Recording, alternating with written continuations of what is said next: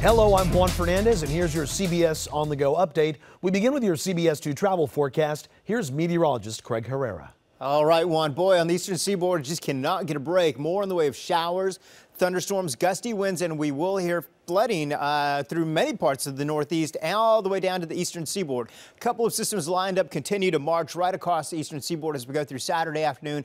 And then take a look at this one, another one that's going to extend all the way down through the plains as we go through Saturday and into Sunday. Meantime, rather quiet for most of the western half of the lower 48, but you have one system coming up and around an area of high pressure that'll give some scattered showers to New Mexico and Colorado as we go into Sunday. Meantime, lots of warm weather up and down. We've got 82 in Billings, 89 in Atlanta, 98 rather in Las Vegas.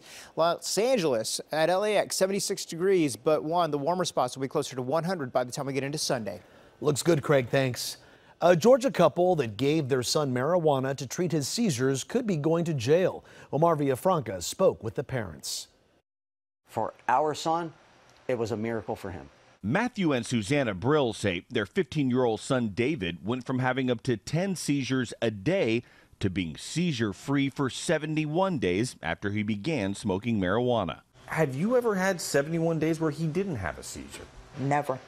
Currently, medical marijuana is legal in 29 states and Washington, D.C. 9 states and D.C. allow for legal recreational marijuana, but Georgia has some of the strictest marijuana laws in the country. Physicians are not allowed to prescribe marijuana for medical use, and it is illegal to sell or possess it. But the law does allow those with a state-issued medical card to possess low THC oil. That the only way he could get a medical card would be a 6-year waiting list. So the Brills say, frustrated with traditional prescription medication, they took matters into their own hands. You're having to buy it illegally. Yes. Matthew Brill says he smoked the marijuana first to make sure it was okay before giving it to his stepson. You guys got arrested. Yes. You both go to jail. For 6 days. The Brills were charged with reckless conduct after someone alerted the Georgia Division of Family and Children Services. On April 20th, David was removed from the Brills' custody. That day, he had a seizure and had to be rushed to a hospital. How is David doing? When I talked to him tonight, the 10-minute phone call I was allowed to have with him, he's on the verge of going in a seizure. David is currently living in a group home about 60 miles from his parents. The Georgia Division of Family and Children Services said in a statement, case managers continue to work with the parents so the family can be restored as quickly as possible. They are facing real criminal charges. Rachel Kugel is a criminal defense attorney. I think even if they beat the criminal case, they still are definitely in hot water with regard to Child Protective Services. In a statement, the Twiggs County Sheriff defended the charges against the Brills, saying, "It is my duty to enforce state law." The Brills say they understand that, but they were just trying to help their son. Do you consider yourselves criminals? No. I'm a father that did whatever it took to make sure my son was okay. Omar Villafranca, Twiggs County, Georgia. Now here's your CBS On the Go sports. Clayton Kershaw is back on the disabled list. The Dodgers announced their ace pitcher has a lower back strain, and he's expected to miss over a month.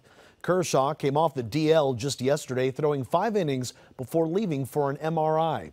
That means the Dodgers once again have 5 starting pitchers out with injuries. Well, tune in this Saturday for the 2018 Reebok CrossFit Games Atlantic Regional.